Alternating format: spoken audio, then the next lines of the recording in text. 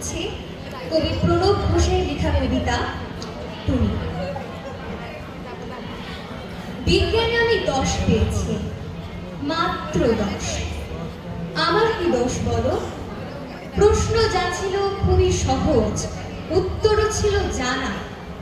ভাগ্য আমার সহায় ছিল না, পৌঁছতে হলো দেরি। নইলে কি আমি তেমন ছাত্রী বিজ্ঞানে ফেল করি? সকাল থেকেই নানা অঘটন, জল খাবারে আস্তরি।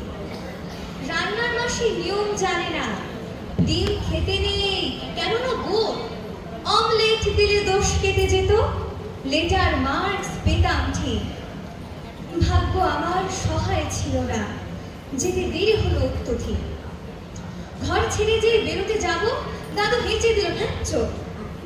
ঠাকুর মাতাই রেগে মেগে কাইমাকে বললেন, ও বৌমা হাঁচি পড়লো, বেরোয় না যেন।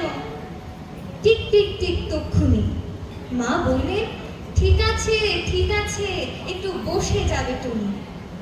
অবস্থাটাই বসতে হলো। হাজির বিপদ যেই না কাটলো, চোখ কাঠে পা। আবার পড়লো বাধা, তুমি ঘরে বসে যা।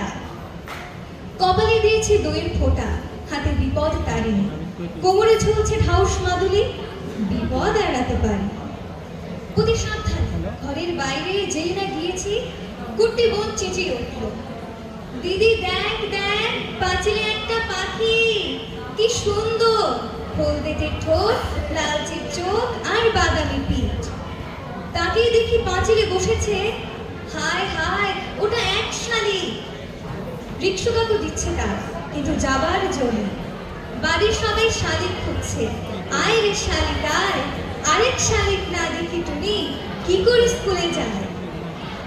শালিক জুটলো অবশেষে, রিকশা ছুটলো খুব জোরে, আর দেরি নেই পৌঁছতে স্কুলে।